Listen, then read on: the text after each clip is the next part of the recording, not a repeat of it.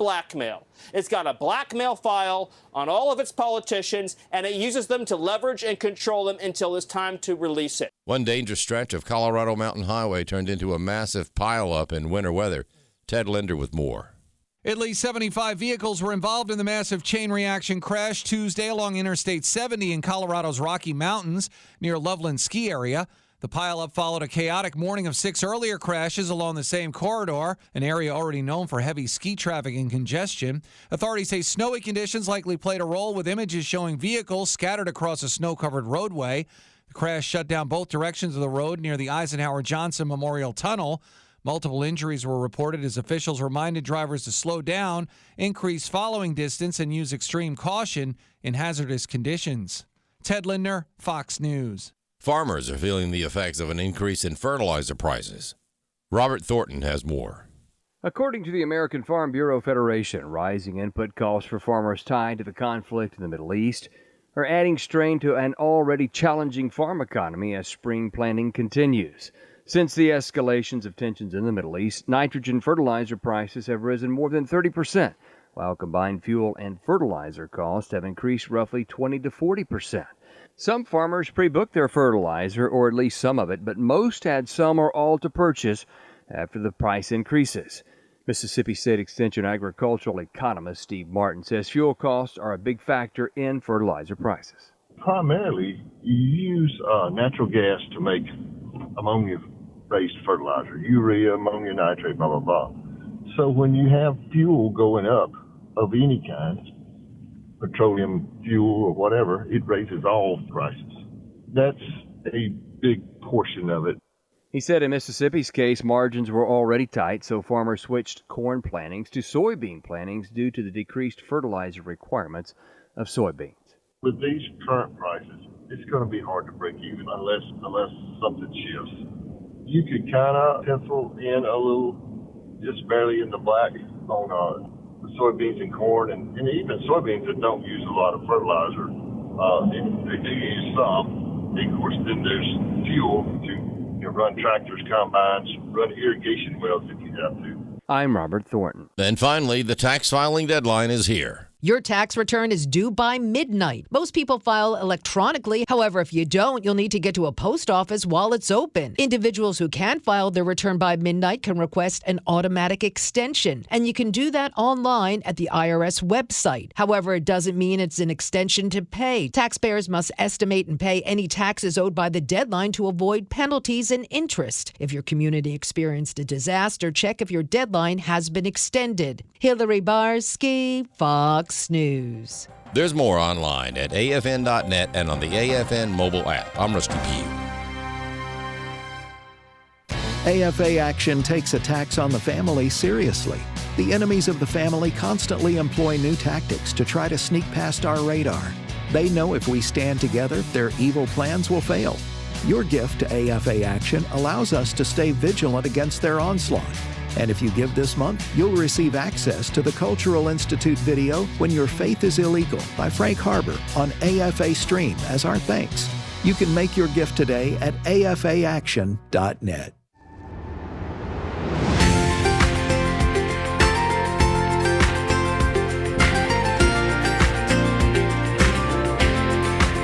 Welcome to Real Truth for Today with Pastor Jeff Schreve, Senior Pastor of First Baptist Church in Texarkana, Texas. Now, here's Pastor Jeff. Well, good Wednesday morning and welcome to Real Truth for Today. Pastor Jeff Schreve here. Hope you're having a good morning. I wanted to read to you from Psalm 29, a psalm of David. He says this, "Ascribe to the Lord, O sons of the mighty. Ascribe to the Lord glory and strength. Ascribe to the Lord the glory due his name. Worship the Lord in holy array. The voice of the Lord is upon the waters. The God of glory thunders. The Lord is over many waters. The voice of the Lord is powerful. The voice of the Lord is majestic.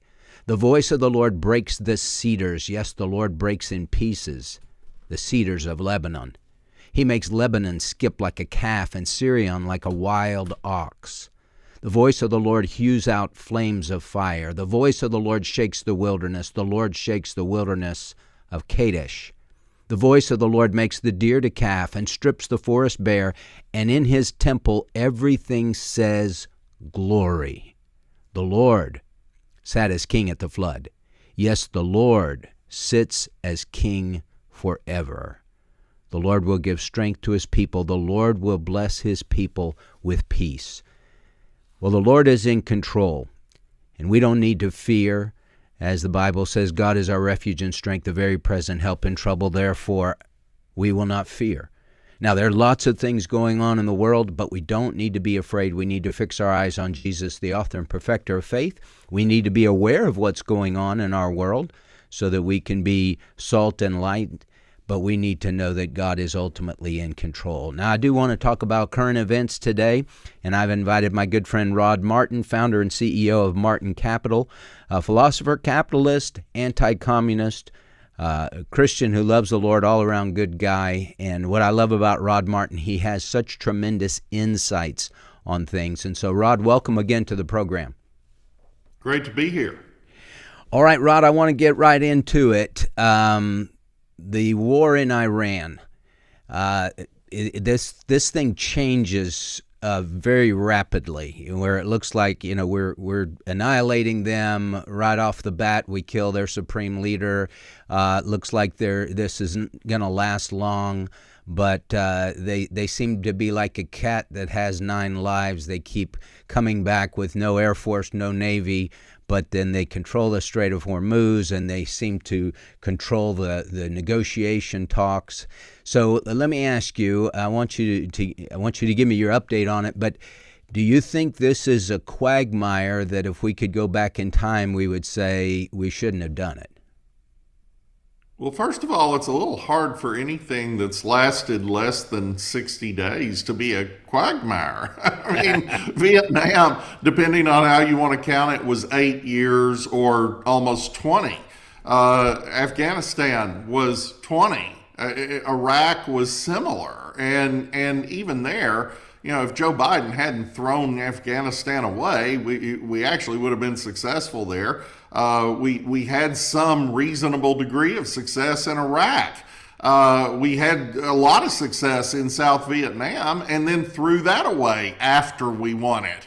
So, those are the classic quagmires. This hasn't even been 2 months. Yeah. So, what are we looking at? Well, we're looking at a 90% drop in the number of missiles they're able to fire. We've destroyed all the factories where they make them. The Chinese were about to ship them some more air defenses, which is an exercise in futility. I guess the Chinese just wanted to make money because we're just going to destroy them again, as we already did. Both the Chinese and Russian air defense systems in both Iran and Venezuela we took out in a matter of minutes to hours, depending on the site. So there's nothing here except the reality that this is a large country we have not invaded.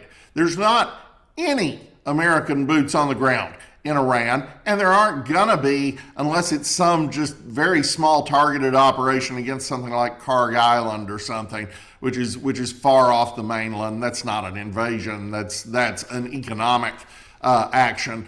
And the truth is, we don't have to. There has been all this talk of Iran controlling the Strait. Iran never controlled the Strait.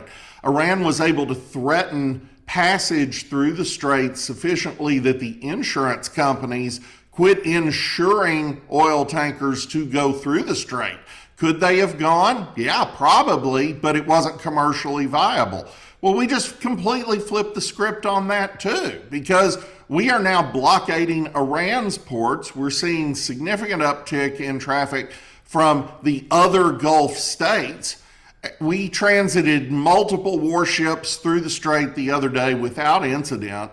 We are clamping down. And again, the Chinese just announced, well, we're not going to send them any arms after all. And oh, by the way, looking forward to that summit with Trump. So this is just not going the way CNN wants it to go at all. And the question now is, will we get to a point where the Iranian people can successfully rise, be the boots on the ground, and overthrow their oppressive regime? So, Rod, do you think that anything less than a regime change would be a defeat? Well, goodness, no. I mean, from a U.S. perspective, our main aims had to do with military considerations. One of those is eliminating this whole long-standing threat that Iran has been making since the 80s toward the Strait of Hormuz. You know, they have constantly held the world hostage. If you do anything to us, we will close the strait. That'll shut off 20% of the world's oil. Well, no, it won't. It will for maybe a few weeks because of the insurance consideration. But we've sunk the Iranian Navy. You know, we've destroyed the factories where they build the mines they would put in the strait. And honestly, if it went on long enough, it's a dumb threat because you can really only use it once. The Saudis have shifted 7 million barrels a day from the Ras Tanura terminal in the Persian Gulf across the East-West pipeline to the Red Sea. Iran can't do anything meaningful about that. The UAE is talking about a pipeline across Oman that bypasses the strait. There's a lot of talk of a new pipeline for the GCC generally that would cross Israel. That completely bypasses anything Iran can do. So it's just a dumb thing that they did. Alleviating that probably reduces the long-term price of oil by $10 to $20 a barrel. But that isn't even the biggest threat. We can handle that. That makes money for Texas on a certain level. What we have to do is prevent them from building up what they were absolutely bragging about building up, which is a force over the next 2 to 3 years of 20,000 ballistic missiles. Well, why on earth would you do that? That's more missiles than lots of much bigger countries have. Well, you do it to completely overwhelm the air defenses of Israel, of the Gulf states, and ultimately the United States. It's just too much incoming to be able to shoot down. And they were going for it, they were building it, they were bragging about it, and what they were lying about was that they already had an intermediate range ballistic missile capacity that could threaten London, Paris, and Berlin. So the Europeans were very foolish in their points about this. And that IRBM capacity in a country that has orbited a satellite is just a half step from an ICBM that can hit Washington or Kansas City or San Diego. So that was the crucial threat that had to be eliminated, and militarily we have done that, and that's a win. However, from my point of view, I want to see a free Iran.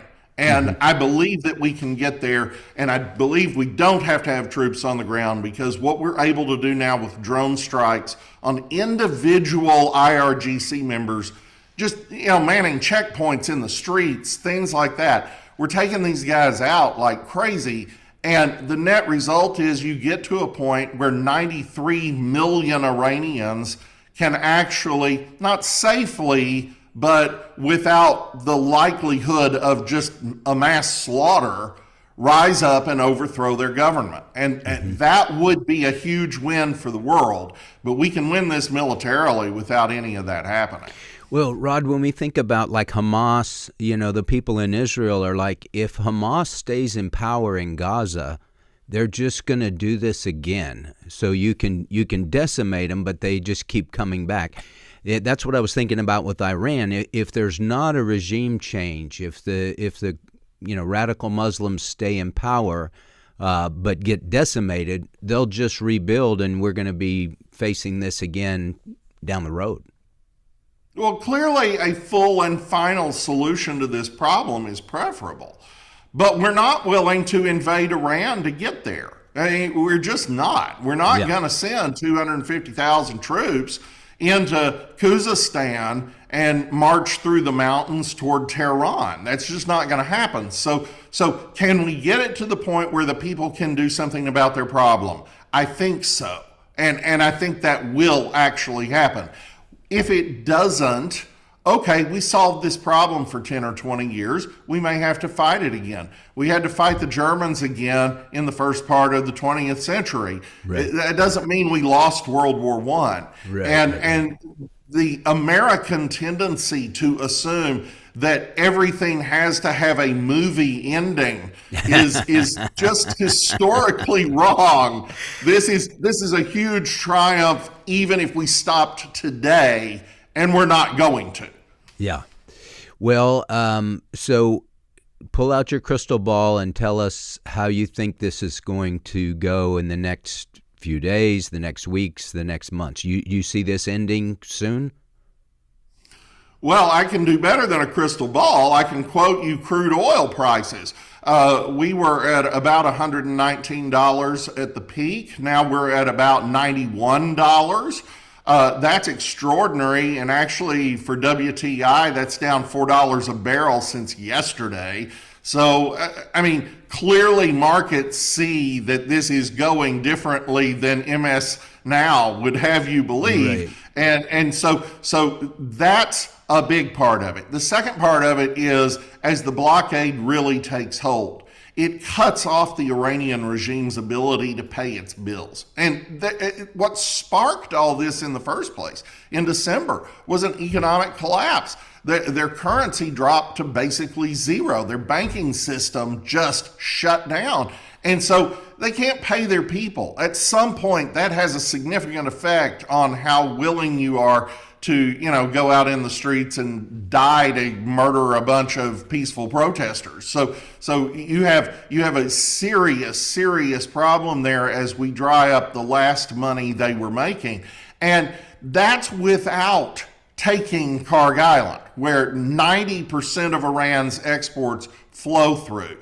Without putting a single soldier on that island, we've pretty well shut down their exports. And if you don't think we're willing to actually make it stick, yesterday the blockade turned back 2 Chinese oil tankers without incident. And if there had been an incident, we just would have seized the tankers. And taken their cargo and sent the ships on their way. So the U.S. Navy is more than capable of strangling Iran. And crucially, and this is the point I've been making for the last 2 weeks, a 2-week ceasefire? Why a 2-week ceasefire? Oh, that's simple, because in that window, we get the USS Ford's Carrier Strike Group back on station in the Red Sea. We get the USS Bush's Carrier Strike Group on station in the Eastern Med. And we get the USS Boxer and its Marine Expeditionary Unit and its F-35s in the Middle East. So we are closing the vice. Very good. Well, we're talking to my friend Rod Martin, founder and CEO of Martin Capital. Rod has a great perspective on world events, what's going on in America, how that affects the world. Rod loves the Lord, hates communism, which is always a plus, Rod. And so we're talking about current events. We're talking about Iran. We're going to come back and talk about Rod's favorite politician, Eric Swalwell, and other things, the SAVE Act and prosecuting fraud, all these things that have been big in the news, but jockeying for time. The Swalwell thing is very hot in the news right now, and so we're going to get his take on that. You're listening to Real Truth for Today. Pastor Jeff Schreve here. We'll be right back after the break. Don't go away. What if healthcare could be more than bills and bureaucracy? What if it could reflect faith, foster community, and offer spiritual support? At Redeem Health Share Ministry, the mission goes beyond medical bills. It's about honoring Christ and embracing healthcare that aligns with Christian values. Redeem members share medical expenses through monthly contributions, supporting one another in a Christ-centered community. It's not insurance, it's believers helping believers through financial support and prayer. And Redeem Health Share provides freedom for members to select the doctors, hospitals, and treatments that are right for them. No networks, no restrictions, just faith-driven care.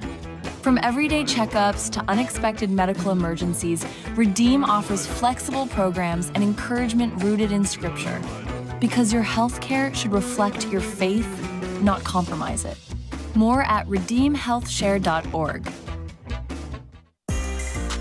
Children, of course, are given to parents by God, not to the state. Children don't belong to the state, and we need to make sure that those lines are very clearly protected in an increasingly secularized culture where the government has not only tried to make the church completely irrelevant, but basically replace parents.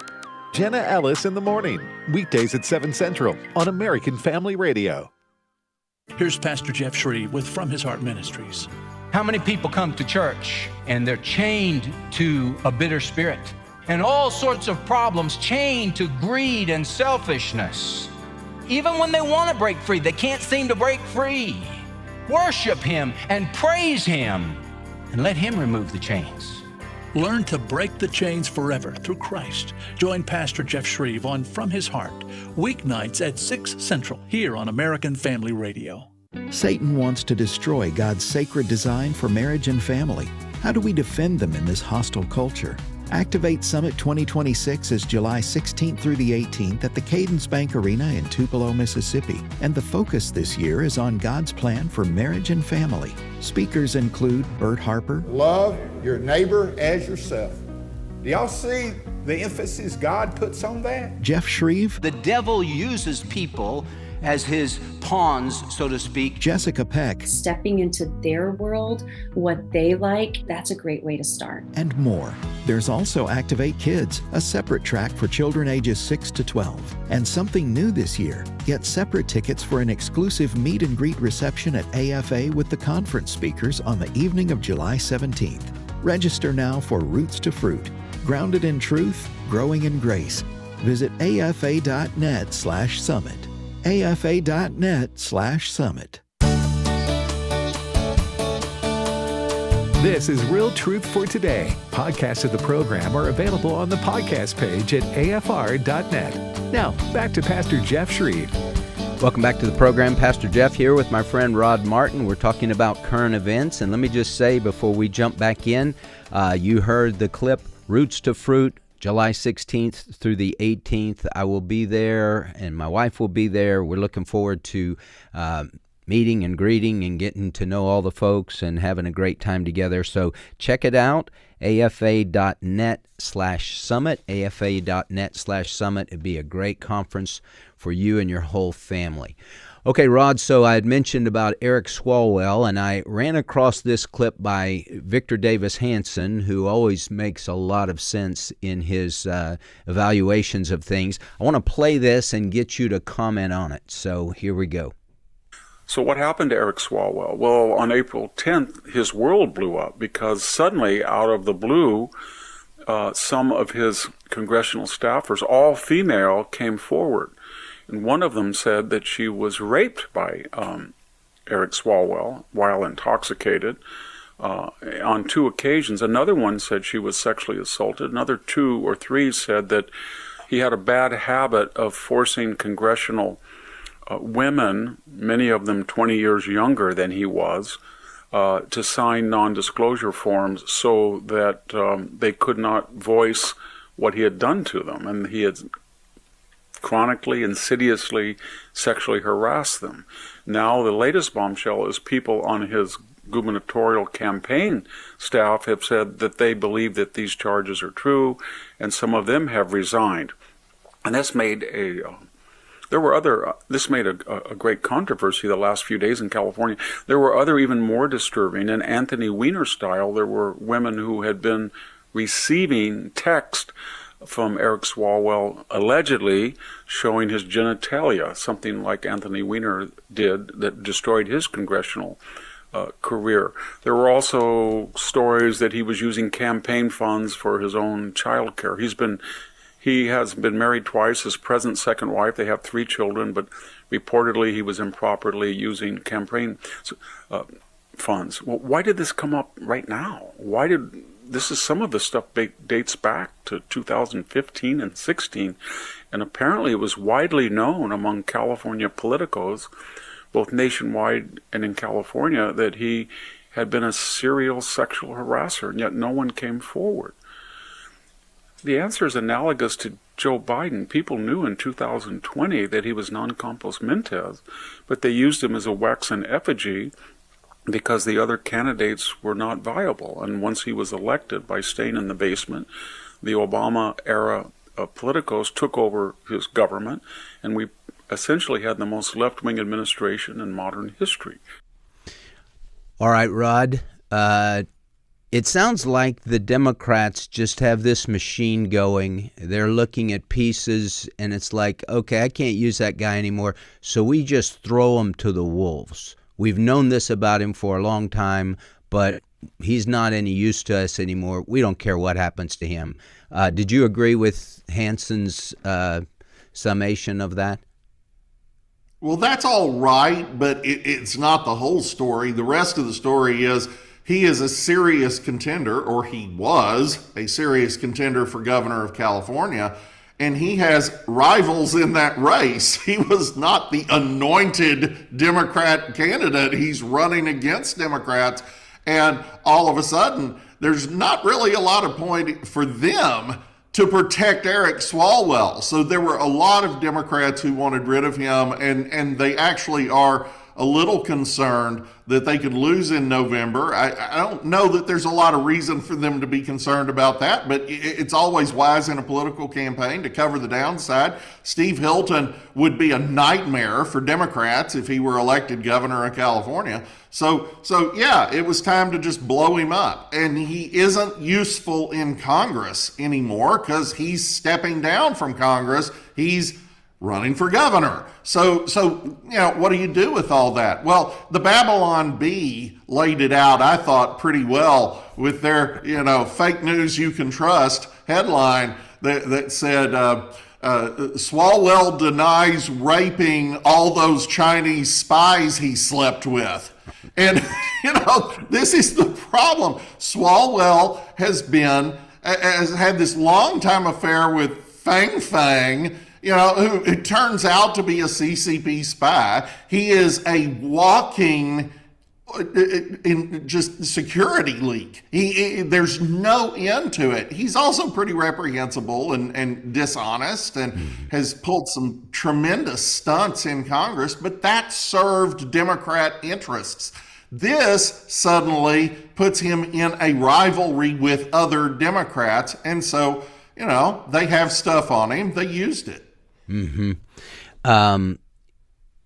Do the Republicans do the same thing where they're just like, hey, we want this person to win, or this person has too much baggage, so we're going to throw them out to the wolves? You get this cabal. It seems like you got this cabal on the left that determines who's doing what. Just like he said, we picked Joe Biden because we think we can win with Uncle Joe, even though he's incapable of being the president. It doesn't matter. You could have a sock puppet run on the left and they'd still vote for him. It doesn't seem to be that way on the right, but correct me if I'm wrong. Is it like that on the right? Well, you get a little of it because people are people. They all have a sin nature, and they all want what they want. So you can find instances of this anywhere, but the truth is we actually do a pretty good job of cleaning house. I mean, that was the story in 2006, so 20 years ago. We had a congressman here in Florida who was turned out actually wrongly accused of having sexually abused young male interns. And he actually was sleeping with staffers and such. So he was a sexual harasser, but it turned out he wasn't actually a sexual abuser. And Congress reacted to this just dramatically. The Republicans tossed him out of Congress, made such a big deal of it that it meaningfully contributed to the Republicans losing the House and the Senate, because they were actually morally outraged by what this guy appeared to have done and the things he actually did also. Well, you don't see that on the left, and your Biden example is spot on. Biden was obviously a vegetable in 2020.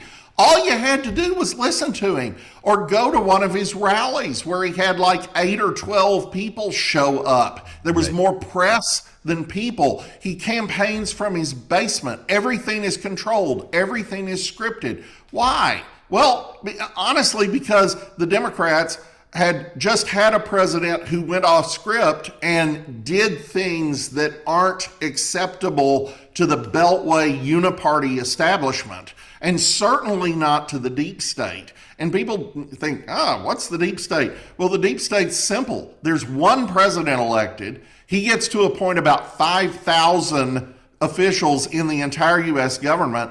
And there were, when Donald Trump came back into office last year, 2.8 million federal employees with power to make policy and just go their own way. People that the president basically can't fire. So the entrenched bureaucratic interests, that deep state, wanted somebody they could control, and they wanted a free rein to do whatever the heck they wanted to do. And you saw that for 4 years. It was incredibly left-wing. It was significantly to the left of who Joe Biden was for most of his 50-year political career. He was never a moderate. We shouldn't ever claim that. But he certainly wasn't as far left as AOC and Bernie Sanders. But his administration absolutely was. And that's because he simply wasn't running the store. The auto pen was running the store. And that investigation is ongoing. I believe we're going to find that people improperly used the auto pen, that constitutes forgery, and that a number of things Joe Biden purported to do weren't done by the president and therefore have no legal validity. Let me ask you this, Rod. We were hearing so much about the SAVE Act and then, TSA and all the votes in the Senate, and they are voting against, funding HSA. And then it just seems we don't hear about that anymore. It's not front page news anymore. Where do we stand on those things? Well, that's mostly because of the war. The war is sucking all the oxygen out of the room, and rightly so. The president is as committed to the Save America Act as ever. I think it is a no-brainer that we should have the same safeguards for voting that we have for buying cough syrup or getting pulled over for speeding or going to the airport. The idea that black people somehow can't get a photo ID is just absurd. Find me a black person in America. Find me an illegal alien in America who doesn't have a photo ID. It's ridiculous. And by the way, in lots of states, like here in Florida, we'll actually give you a government-issued photo ID if you can't afford one. So the idea that this is racist is just silly. And everybody knows it. Depending on the poll, between 80 and 90% of Americans want voter ID. This is beyond an 80-20 issue. The president's on the right side of it. The problem, of course, in the Senate is that you would have to do something that changes the rules as they have operated for the last several decades. That doesn't mean getting rid of the filibuster. You don't have to do that. But you would at least have to force these guys to have a talking filibuster. We don't know how long that would go on, but it absolutely would tie up the Senate, potentially for months, unable to do any other business. And John Thune is very, very concerned about that. He's also concerned that if the Democrats come back into power at some point, which of course they will, that they would just nuke the filibuster at that point and make Puerto Rico and DC a state so they can get 4 new Democrat senators, and that's the real hangup. But can we get there? Yeah, I think we probably can, and the president's still very committed to it. Well, the nuking the filibuster, if the Democrats are probably going to do that if they get back in power anyway, yeah. Why are we so hesitant to, we can't do that? They're going to do it, and we need to get some things passed. And it seems like we spin our wheels just, with this stuff constantly when we could just say, yeah, we're going to go majority and get this stuff going. Well, conservatives tend to be cautious by definition. So, there is some awareness that when Harry Reid, who was the Democrat Senate Majority Leader not very long ago, removed the filibuster as a consideration in confirmation of federal appellate judges. Mitch McConnell, when the Republicans came back in power, immediately extended that to Supreme Court justices. And the result has been not one, but 3 Trump Supreme Court appointments and the first conservative Supreme Court majority in 100 years. So that's actually on their mind. They're aware that very bad things could happen if the filibuster is gone. On the other hand, I'm with you. The Democrats are going to do this. The Democrats have had enough of actually treating the Senate as a collegial body where we come to consensus and we work things out. They're going to ram it all through if they can. So it's important to remember the founding fathers didn't invent the filibuster. It's not in the Constitution. That's a Senate rule. And it's been changed repeatedly over 2+ centuries, most recently in 1975. So it can be changed again. You don't have to get rid of it. You just have to make them actually stand up and talk like they had to before Mike Mansfield changed the rules in the 70s. And by the way, we've done that for centuries. The longest filibuster on record, you may recall, was the Democrat filibuster in 1964 against the Civil Rights Act. Longest filibuster in history. The Southern Democrats did everything in their power to keep black people segregated and second-class citizens. That's who these people are, and that's what they're doing now. What is the difference between Jim Crow and rigging elections such that American votes are diluted by people who aren't entitled to vote, whether they're American citizens who vote 6 times or they're ballot harvesters who turn in 500 fake ballots, or they're illegal aliens who are voting in a U.S. election? All of that is fraud. And everybody understands it. This is a 90-10 issue. Everybody knows you need an ID to vote. And the fact that these folks will actually stand against that in the face of vast majorities of the Democrat Party saying they want voter ID tells you how addicted they are to the corruption. Let me ask you real quick. We got about a minute and a half before break. Kristi Noem, replacing her with Markwayne Mullin. Did you think that was a good move? Yeah, it's the right move. She shouldn't have done what she did. I mean, there's the sexual scandal, of course, which, some of it is true. Some of it isn't her fault. Some of it may not be true. Don't know. But that wasn't really the thing. The thing was the $250 million in advertising that not only did she pay for with taxpayer money that she probably shouldn't have, but she funneled that business to a buddy's consulting firm and then said the president had okayed it before the Senate, and the president had not okayed that. So she got the axe, but she didn't get humiliated. She got kicked into a new position, much like Mike Waltz got moved from National Security Advisor to UN Ambassador. That's not a bad thing. And so there are consequences, but it wasn't a death penalty.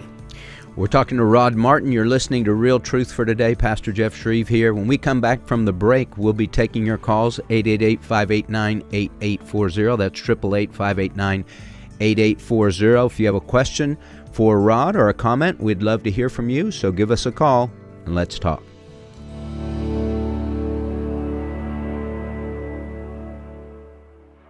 At Wesley Biblical Seminary, we believe God is raising up a movement across our nation and around the world who hold fast to the inerrancy of Scripture and the hope of holiness. We do this through bachelor's, master's, and doctoral degrees, certificate programs, and even training for lay people. So whatever your next step is in being equipped for ministry, we're here for you. And if you believe these are the kind of pastors we need leading churches in the future, we invite you to think about giving to Wesley Biblical Seminary. Learn more about us at wbs.edu. For more than 150 years, Blue Mountain Christian University has been committed to educating students through a Christian worldview rooted in Scripture and truth. Our close-knit campus community, affordable degree options, and dedicated faculty prepare students for lives of faith, leadership, and service. With on-campus and online programs, BMCU meets students where they are without compromising what matters most. Learn more at bmc.edu and move mountains with Blue Mountain Christian University. Let's see, if something costs less, a lot less, but people are actually happier with it, that sounds like something to look into, and that's MetaShare. Maybe you've heard joining MetaShare can save you or your family up to $500 a month, and that's huge, but it's also true. People are just happier with it. They love being part of something that reflects and promotes their values and what they believe in. MetaShare works, too. It's been around for 30 years now, and members have shared more than $8 billion of each other's bills. People love having telehealth and a huge nationwide PPO network, so yeah, really, you can save a ton and like it better. Imagine being happy with how you're taking care of your health care, whether you're self-employed or part of the gig economy, or you just want a plan that you're happy with. Here you go. You can call right now and get a price within 2 minutes. A very, very smart use of 2 minutes. Here's the number you need. It's 833-44-BIBLE. That's 833-44-BIBLE. 833-44-BIBLE. This is Walker Wildman with AFR, and we're sending Bibles. Here's Michael with Bible League International. In the Middle East, most pastors are bivocational. Their congregations can't afford to pay them a decent salary, so they're employed or they own a business. And that was true for Khalil, who owns a store selling baking goods and produce there in the Middle East. Now, radicals, they burn that store down not once, but twice. But in Christian love, Khalil rebuilds and serves those who persecute him. In fact, he's invited them to come learn about Jesus through a study from Bible League. And I can tell you today that 20 Sunni Muslims have said yes to Jesus. Listen, God is at work in His world, through His Word, and from wherever you're listening today, you can be this incredible blessing at only $5 a Bible. We want to bless 4,000 waiting believers this month. Walker? $5 sends one Bible. Yes, that's $5 for one Bible. $100 sends 20, and $500 sends 100 Bibles. Give generously at 800-YES-WORD, 800-YES-WORD, or visit sendbiblesnow.org. Sendbiblesnow.org.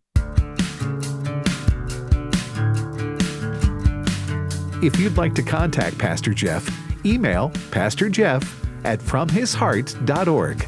Now, back to Real Truth for Today with Pastor Jeff Schreve.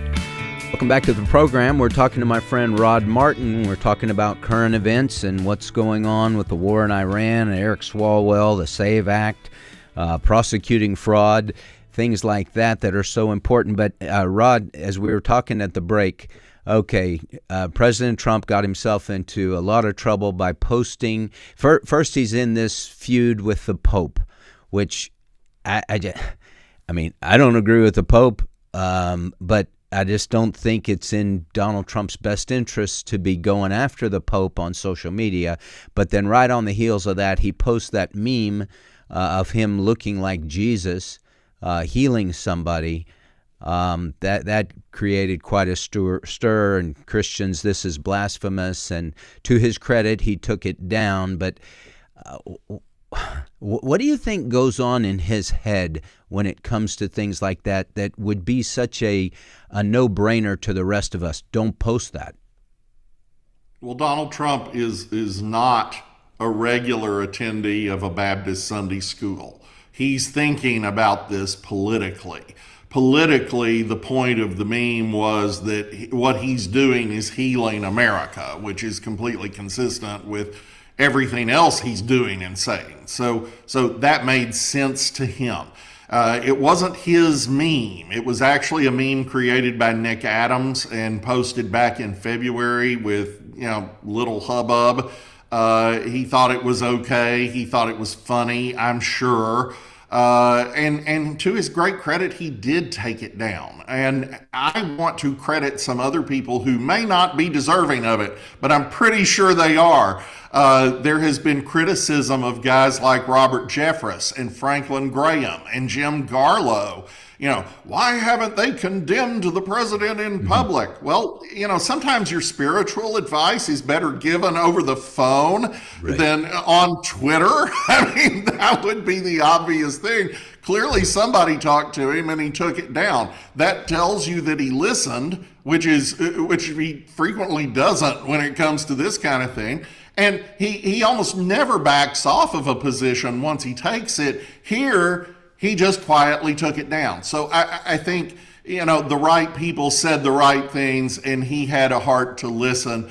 And it was just a bad judgment. You can't get everything right. Right. Rod, I was talking to Erwin Lutzer, and he likens Trump to Nebuchadnezzar. And I think that's probably a fair, comparison. But one of the things I was thinking today, one of the things that's interesting about that, Daniel had such impact in Nebuchadnezzar's life. Daniel never criticized Nebuchadnezzar. Nebuchadnezzar in Daniel chapter 3 has an image to himself, and you bow down and worship this image. I mean, he's Trump on steroids, and Daniel never condemns him for that. He doesn't rail against him.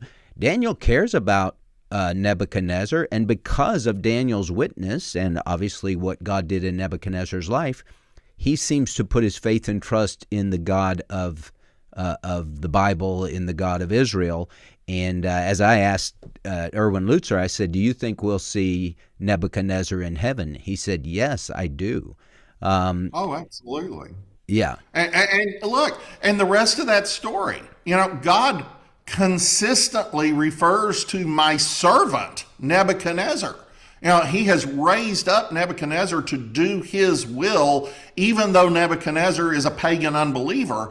And then in the end, I think any fair reading of Daniel chapter 4 requires you to see that Nebuchadnezzar was saved in the end. Not saved all along. God saved him in the end. And by the way, 2nd Chronicles, we see the same thing with Judah's most wicked king, Manasseh. Yeah. God saves Manasseh in the end. So we should pray for the president. I don't know his spiritual state. I don't have access to the Lamb's Book of Life. If I were guessing, I'd say we ought to preach the gospel to him.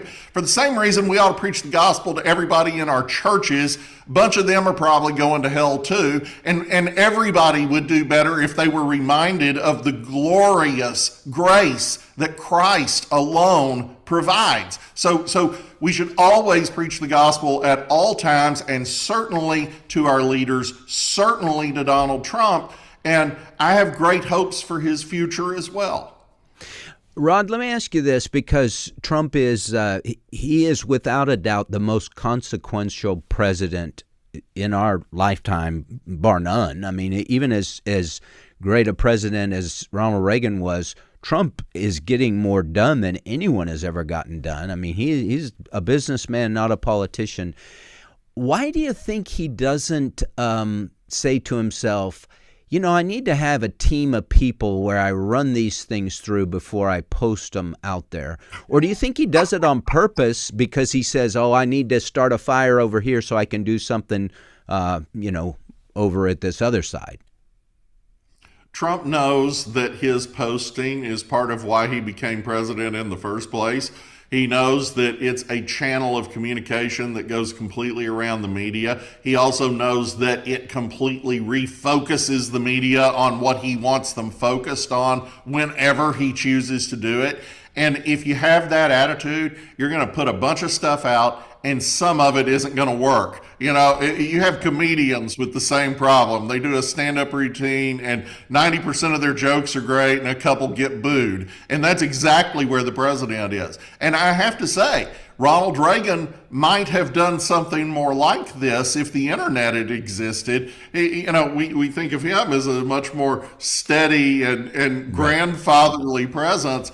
I would say that he was pretty consequential in that he completely remade the American economy and restored American pride and saved us from Soviet domination. But I think what Trump is doing now has potential to be equally consequential. He's certainly the best president we've had since Reagan. I would contend that Reagan's one of the 3 best presidents we've ever had in American history, with Washington and Lincoln. And what Trump is doing, just in sheer volume, is staggering. He outworks everybody. He outworks everybody on his own staff, and they're hard workers. And he outworks every president in American history. There is not a single year of an American presidency to compare to the first 12 months of Donald Trump's second term. So he is a force of nature, no question about it. God is using that mightily, I think, in lots of ways, and the consequences are very real. So, just not to get into a big, long list, because the list is really long. You don't have enough time for that list in multiple shows, but we've eliminated 139 federal regulations for every one new one. We've eliminated trillions of dollars of regulatory burden that was drowning the American economy. Biggest tax cut in American history. And if the big beautiful bill hadn't been passed, all of those tax cuts from 2017 would have gone away, and we would have had the biggest tax hike in American history, and on and on and on. $18 trillion of new investment into the United States from overseas instead of us paying for other people. That's amazing. That's 2/3 of the American economy, and he rounds it up in the first few months of his term. So, I mean, we just couldn't possibly cover it all. And did I mention that we overturned Roe v. Wade, which absolutely everybody believed would never happen. Right. So just from beginning to end, it's an amazing presidency. The Lord is using it powerfully, I believe, and I am very hopeful, and I pray every single day that if Donald Trump isn't saved, and probably isn't, that God will save him, and I am hopeful that he will. Amen to that. Well, we're going to the phone lines, 888-589-8840, and we have John on the line from Virginia. John, welcome to Real Truth for Today. Thank you, Pastor Jeff. I love the show, and Rod, your insight's amazing. I live up in Northern Virginia. In less than a week, we got this vote coming up on redistricting our state, and right now we're 6 Democratic Congress people and 5 Republican. They're trying to redistrict, so we end up with supposedly 10 Democrats and 1 Republican. I mean, we're close to a 50-50 state. They say more Democrats, but my question is, with this gerrymandering where they're taking little slices of Northern Virginia with hundreds of thousands of voters and spreading it over rural Virginia, aren't the Democrats, might they be shooting themselves in the foot because they're creating razor-thin margins, or maybe, and with the SAVE Act, if we get legitimate votes out there, I mean, might they be creating a situation where this gerrymandering backfires? Yes, and that's very insightful. I mean, what they're trying to do is just really terrible, and you guys have got to defeat it. It's just a terrible, terrible thing that they're going to do. They're going to disenfranchise large chunks of Virginia, which is the capstone on a long-term plan, not unlike how the Democrats flipped Colorado, that has keyed on just hiring an insane number of federal workers and making sure they all live in Northern Virginia. And flip the state blue. And then, this becomes the capstone of that. So for heaven's sake, please defeat it. But you're not wrong. Whatever happens, we know from Isaac Newton, there's an equal and opposite reaction. And there's a real opportunity to shift these states that experience this. Louisiana is the perfect example. You had just an obscenely corrupt electoral system in Louisiana for decades, and yet when the Republicans hit a certain critical mass, they were able to undo that and overturn that, and that's a pretty solid red state now. So I'm hopeful that Virginia could be back in the R column in a reasonable amount of time. And if you guys beat this, it'll happen quicker. If you don't beat it, I think it'll happen anyway. Just take a little longer. Thank you, John. That was a good question. We have Tim on the line from North Carolina. Tim, welcome to Real Truth for Today. Thank you, Pastor Jeff. I really enjoyed the program, and I always enjoy when Mr. Martin's on and all his insight. I've got a 2-part question, I guess you'd say. And you're talking about President Trump being like a Nebuchadnezzar. I've heard you say that before, and I think it may have been with Pat Erwin Lutzer. I don't remember exactly. Yes. But I heard it said again this morning. So I guess my question is, if President Trump is doing things with God's hand on him, is there a possibility that God to remove his hand because he's had numerous chances to accept Christ as his Savior? I mean, there's people praying for him. I'm praying for him, and there are other people praying for him, but he's never acknowledged that I'm aware of. And it seems very obvious that he's not for the things that he posts, especially this past this week. So I guess my concern is there ever a time that God just gets to the point and just says, I've given you ample opportunity. I'm removing my hand from you. I want to add one more thing because I have one very close to me, a daughter, and she's actually this past week, some of the blasphemous things that came across here on some of the posts. I mean, they were just actually saying, if you don't have the Holy Spirit guiding you, how can you continue to run the country in a Bible way? And these are supporters. I mean, these are ones who have supported, President Trump, through the years. But there is some concern, and it's like he's a little unhinged about making some of these decisions. And, is God's hand on him, or can it be removed? Yeah. Rod, okay, so from Trump's perspective, posting that meme, I don't think he's thinking, I'm showing the world that I'm Jesus and I'm going to blaspheme God. I don't think he's thinking he like that. Definitely doesn't think he's Jesus. No. But, should he have posted it? No. Obviously not. Is there a risk to his soul of continuing in unbelief, assuming that he is an unbeliever? Of course there is. You don't know that your life won't be taken in this very hour.